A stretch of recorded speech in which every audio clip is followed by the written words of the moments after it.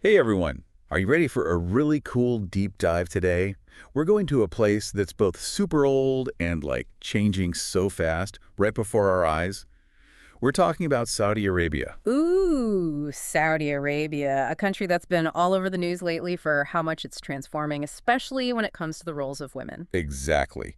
We've got firsthand accounts, travel blogs, news articles, all sorts of interesting stuff, and we're going to figure out what's really going on. Hmm. Beyond all the headlines about e-visas and women driving, are these changes the real deal or just for show? Yeah, are they actually reshaping Saudi society, or is there something else going on?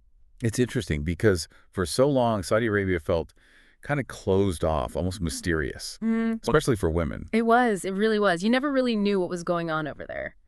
But it feels like things are changing so fast. Yeah. Like Saudi Arabia is stepping onto the world stage in a whole new way. And one of the things we're looking at is a personal account from a woman who moved to Qatar, which is right next to Saudi Arabia. Oh, interesting. Yeah, and it's fascinating because she assumed she had to be completely covered up all the time. But when she got to Riyadh, you know what she saw. What did she see? Women in jeans and T-shirts, Okay. just like in any Western city. Wow. That's a powerful image, isn't it? Because it really challenges how so many people think about Saudi Arabia, with the stereotypical image. But a change in clothing like that, it tells you something about social norms changing and about women being more free to express themselves. I mean, it says a lot about how women's place in Saudi society is evolving. Totally. And her experiences go way beyond just clothing. I Yeah. mean, she visited incredible historical sites like Hegra, with these amazing tombs carved into red rock, and the super bustling streets of Jeddah's old town, I've heard Jeddah is amazing. and Alasa, this huge oasis full of date palms. It's incredible. Hmm. And every time she went back, she saw more signs of change, like more women working as tour guides, drivers, even diving instructors. Really? Diving instructors. Yeah, it seems like the country is opening up in so many different ways at the same time. It's true, and it's important to remember that those places aren't just tourist attractions. I mean, they're steeped in so much history and culture.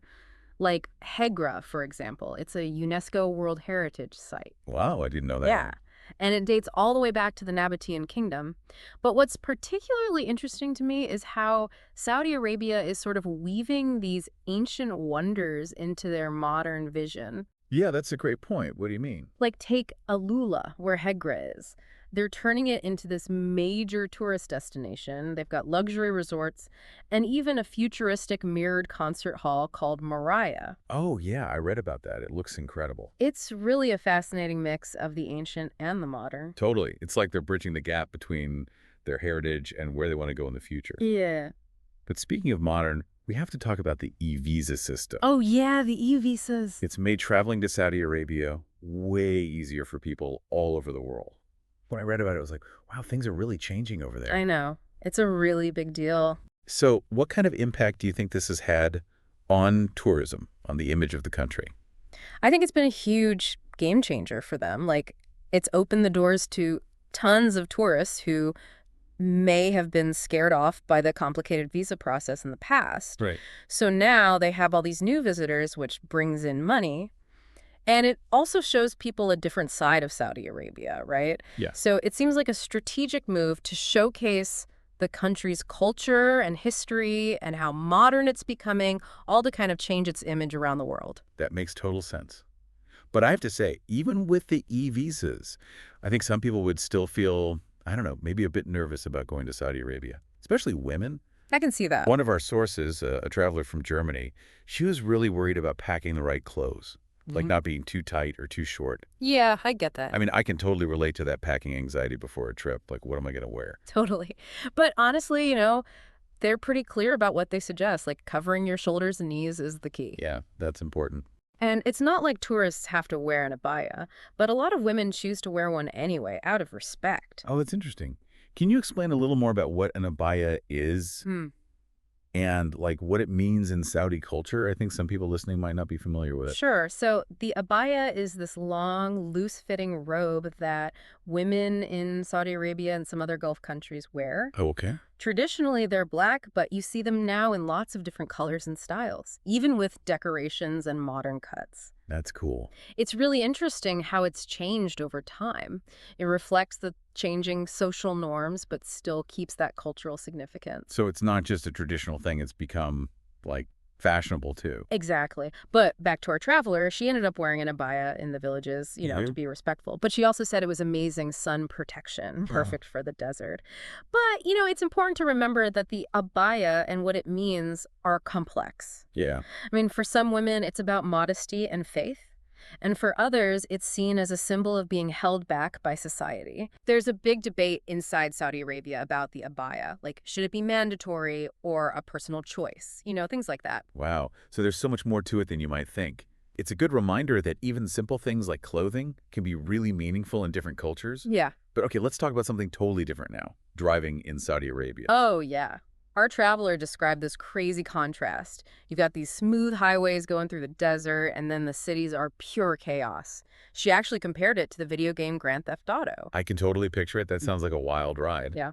But it also makes me think about another big change, women being allowed to drive. Like just a few years ago, that was unthinkable. So what do you think led to this reform, and how has it changed women's lives?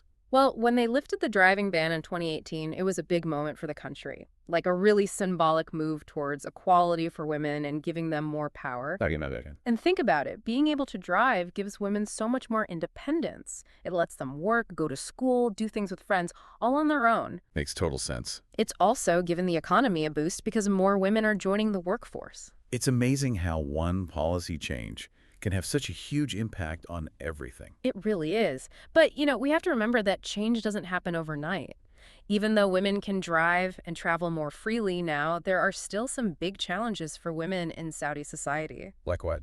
Well, like the guardianship system, Yeah. where women still have to get permission from a male guardian for things like getting married or even leaving the country. Oh, right. The guardianship system. I read about that.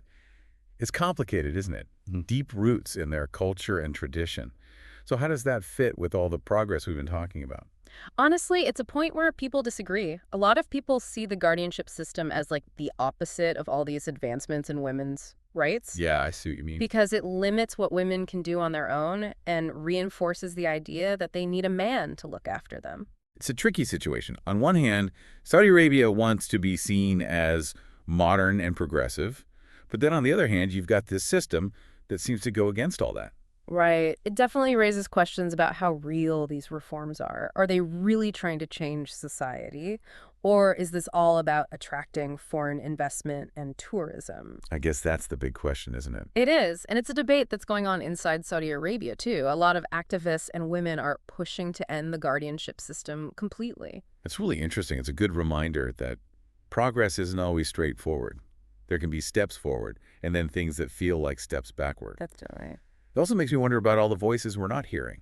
Like, are there women in Saudi Arabia who aren't so sure about these changes or feel like they're happening way too fast? Yeah, You know, that is a really important point. You're right. Our sources only give us a limited view, and it's mostly through the experiences of Western women travelers. To really get the full picture, we need to hear from lots of different Saudi women, like women from different backgrounds, ages, different parts of society. It'd be fascinating. Absolutely. Okay, before we go any further, I want to make sure we address something incredible, this dark sky park in Alula. It sounds absolutely breathtaking. Oh, it's amazing. Alula's Dark Sky Park really shows how committed Saudi Arabia is to creating these really unique experiences for tourists. Just imagine standing there, surrounded by these ancient rock formations, the Milky Way just blazing above you. I can't even imagine. And then there's this incredible mirrored building called Maraya reflecting everything. It's like another world. It sounds magical. And it connects back to what we were saying before, right? About Saudi Arabia trying to balance their history with being modern and innovative. Exactly. It's like they're saying we're a country with an amazing past, but we're also looking toward the future. I love that. It's a powerful message. I have to admit, I'm kind of getting the travel bug just thinking about all this. But, I bet some of our listeners are wondering about safety, especially women traveling alone. What have you heard about that? Both the woman who moved to Qatar and an American travel blogger we read about had really positive experiences. Like they said they felt safe and respected the whole time they were traveling. Oh, that's good to hear. Yeah, they talked about hotel staff going above and beyond to help, friendly Uber drivers, and even street vendors being respectful and not pushy at all. That's really reassuring. But it's always good to be cautious when you're traveling anywhere new, right? Absolutely. While things are definitely changing for the better, it's still a good idea to be aware of cultural norms and just take basic precautions, Yeah, like what? Just simple things, really, like being careful with your things in busy markets, dressing modestly. It's really about finding a good balance between feeling safe and being informed. Great advice. Okay, let's talk about something that really stood out to me. The story of Nora, a tour guide who takes groups through all these incredible historical sites.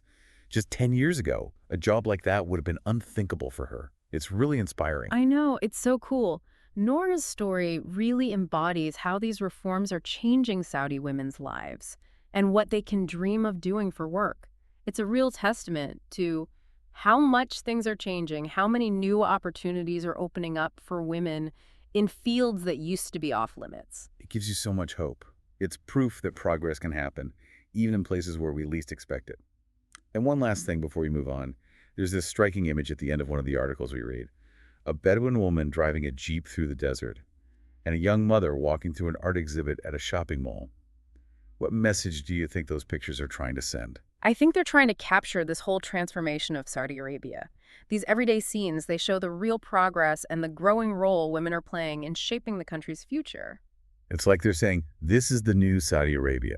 Exactly. It's a picture of a society that's changing and embracing those changes, but still holding on to its roots, which is really cool to see.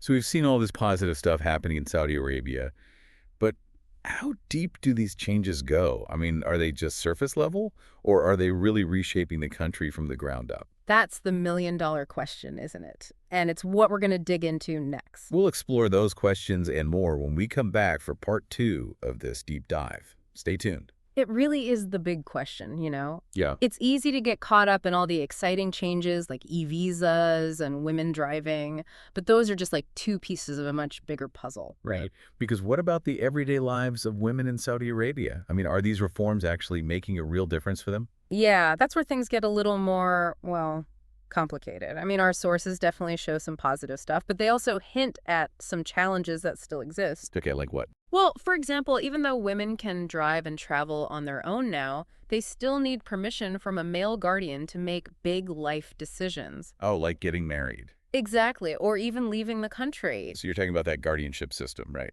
Yeah, the guardianship system, it's a really complex issue with deep roots in Saudi culture and tradition, and it's hard to see how it fits with all the progress we've been talking about. It definitely seems like a contradiction. A lot of people see it as like a step backward for women's rights. I agree. It limits women's independence and reinforces the idea that they need a man to control their lives. It feels like Saudi Arabia is trying to walk a tightrope. They're presenting themselves as modern and progressive to the world, but then you have this system that seems to undermine that whole image. Right. It makes you wonder how serious they really are about these reforms. Are they really trying to change society for the better, or is it just a way to attract more money and tourism? That's the big question, isn't it? And it's a debate that's happening within Saudi Arabia itself. Many activists and women are fighting to get rid of the guardianship system. It's really interesting to see how this is all playing out. I guess what we're seeing is that progress isn't always a straight line. You know, Yeah. there are steps forward and then sometimes things that feel like steps back. It's true. And it makes you wonder about the voices that are missing from our sources, too. Are there women in Saudi Arabia who are unsure about these changes or think they're happening too quickly? That's a really good point. We're only getting a limited perspective here. We need to hear from a much wider range of Saudi women from different backgrounds, generations, all walks of life to get the full picture. Absolutely. It's like we're looking through a keyhole at this fascinating society in transition. But there's so much more to see and understand. I love that analogy. Oh, Okay, let's shift gears for a second. For someone who's never been to Saudi Arabia, why should they care about any of this? What's the bigger significance of what's happening there? well, think about it. Saudi Arabia is a major player on the world stage. Economically, politically, you name it. So understanding the changes happening there, especially when it comes to women's rights, can tell us a lot about what's happening in the Middle East and beyond. So it's not just about Saudi Arabia, it's about the impact these changes could have on other countries in the region too. Exactly. And on a personal level, I think these stories can really challenge our assumptions and open our minds. They remind us that the world is full of surprises, and we shouldn't let our preconceived notions limit our understanding of other cultures. That's so important, especially today, to stay open-minded and curious. It's easy to get stuck in our own little bubbles and just listen to people who think like us. But deep dives like this help us break out of those bubbles and connect with the rest of the world in a meaningful way. I agree. It's all about learning and growing. Okay, I want to go back to something we talked about before. This idea of Saudi Arabia balancing its ancient history with all this modern innovation. Oh, it's so interesting, isn't it? You have these ancient archaeological sites like Hegra that are thousands of years old, and then right next to them you have that futuristic mirrored concert hall, Mariah. It's mind-blowing. Yeah. It's like they're saying, we have this incredible past, but we're not stuck in it. We're moving forward. But how are they managing this balance between tradition and progress? Seems so tricky. Yeah, it's definitely a work in progress. It's constantly evolving, and there are going to be tensions and disagreements along the way. But one thing is clear. Saudi Arabia is determined to make its own way, honoring its heritage while embracing modernity. I love that. It's like they're writing their own story, and the whole world's watching to see how it unfolds. So let's say someone listening is thinking about visiting Saudi Arabia. What would you recommend they see or do? Oh man, that's a tough one. There's so much to see and experience. Hegra is an absolute must-see, of course, a glimpse into a lost civilization. But I'd also say go to Alula and check out that dark sky park. It sounds like a truly magical experience. And if you want a taste of modern Saudi Arabia, Jeddah is an amazing city. There's a vibrant art scene, incredible food, stunning architecture. It's got it all. You've sold me. It sounds incredible. But beyond the tourist stuff, what's the one big takeaway you hope people get from this deep dive? I hope it sparks their curiosity and makes them question their own assumptions. Saudi Arabia is a complex and fascinating country, and it's a story that's still being written. I hope our listeners will keep an open mind and want to learn more about all the things we've discussed. That's a great message. It's so easy to fall into the trap of only listening to people who agree with us. But it's by engaging with different perspectives and learning about things that are unfamiliar that we really grow as people. Who knows, maybe one day some of our listeners will even get to experience Saudi Arabia's transformation for themselves. That would be amazing. Imagine standing under that vast desert sky, surrounded by ancient history and modern wonders. It's a journey that could totally change how you see the world. I completely agree. It would be life-changing. But, okay, I think we've reached the end of our deep dive into Saudi Arabia's transformation. It's been so much fun exploring this topic with you, and I hope everyone listening has enjoyed the journey too. Thanks for joining us on this deep dive. Until next time, keep exploring, keep asking questions, and stay curious about the world. Okay, so we've covered the cultural changes, the social changes in Saudi Arabia. Yeah. But we can't forget about the big thing, right? What's that? Oil. The country's basically sitting on a huge pool of it, Yeah. and that wealth is obviously playing a big role in all of this. It makes you think, doesn't it? Yeah, like, is this modernization just a shiny facade because they've got all this oil money? Or is there actually something deeper going on? It's a really good question, and it's something worth digging into because Saudi Arabia knows that its oil reserves won't last forever. I mean, they've seen what's happened to other countries that depended on oil when the oil runs out, like economic problems, social unrest, the whole 9 yards. Yeah, it can get really messy. So it seems like they're trying to diversify, like create an economy that can survive even when the oil's gone. That's smart. It's like they're trying to future-proof their country, I guess. But how are they actually doing that? Where is all this oil money going? Well, it's going into tons of different things. There are these mega projects like Neom, which is like a futuristic city they're building from scratch, and they're investing a lot in tourism, technology, renewable energy, all kinds of things. Wow. So they're not putting all their eggs in one basket. Nope. They're even trying to build up their entertainment industry with concerts, theme parks. They're even talking about a Formula One racetrack. It's pretty ambitious. But is it realistic? Can they really change a country that's been so dependent on oil for so long? Well, it's a huge task for sure. I mean, there are definitely going to be challenges. Some people are saying that these projects are just too big, too flashy. You know, like they're more about image than actual sustainable development. Right, like a PR stunt. Exactly. And others are wondering if these new industries will actually benefit everyone in Saudi Arabia or if they'll just make the rich even richer. It's like that saying, the rich get richer. Exactly. It's a valid concern. I think it's important to look beyond the shiny surface and think about the possible downsides of all this fast change. It reminds me of those old stories about boom towns in the Wild West. Oh yeah, like where they suddenly pop up because of gold or something. Yeah, exactly. And then they just as quickly collapse when the gold runs out. It makes you wonder, could the same thing happen to Saudi Arabia, but with oil instead of gold? It's a scary thought. Yeah. And it's definitely a risk they're trying to avoid. They're investing in education and job training programs to try to make sure people have the skills to work in these new industries. That's good. But only time will tell if it'll be enough to create an economy that's diverse and can withstand, future challenges. So there's a lot at stake here, Mm. not just for Saudi Arabia, but for the whole region and even the world. Like, imagine if they actually pull it off, if they can shift from an oil-based economy to a diverse powerhouse. Mm. It could be an example for other countries that are facing the same problem. Absolutely. It could totally change the game.